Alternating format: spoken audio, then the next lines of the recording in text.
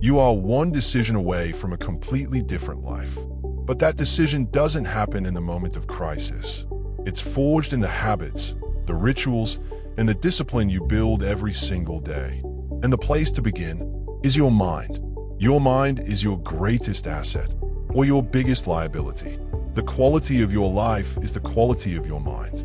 You can have all the goals, all the vision boards, all the ambition in the world. But if you can't discipline your mind, none of it matters. Because discipline is freedom. Discipline isn't something you're born with. It's something you build, one habit at a time.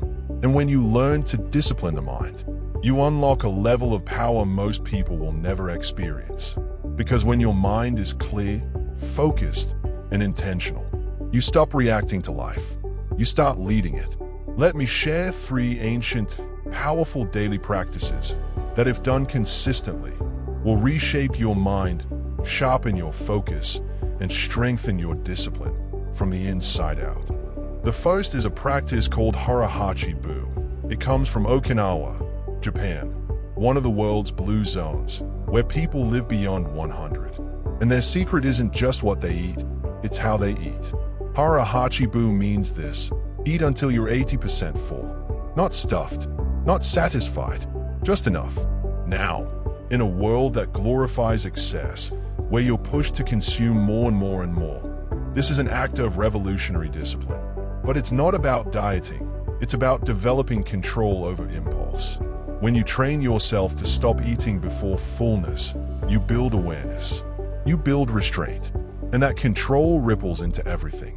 How you spend, how you speak, how you react. You begin to realize, I don't need more, I need presence, I need intention. And that kind of self-mastery, that's rare, and it's powerful. The second practice is journaling. Now I know what you're thinking.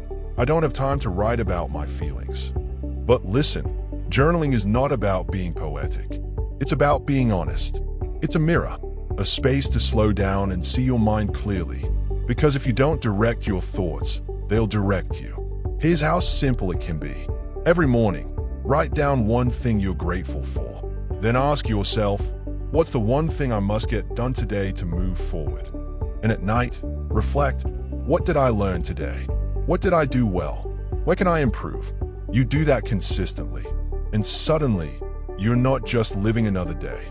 You're learning, you're growing, you're becoming aware, because clarity is power, and journaling is the ritual that brings clarity to chaos. And the third, meditation. Now, don't worry. I'm not asking you to become a monk or chant on a mountaintop.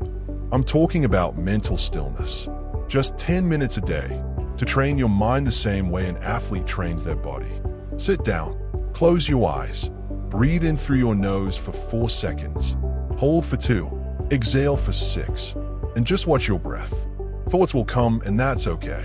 When they do, you don't chase them. You don't judge them. You just come back to the breath. Why does this matter? Because the mind is like a muscle, and most people let theirs run wild, distracted, reactive, stressed out.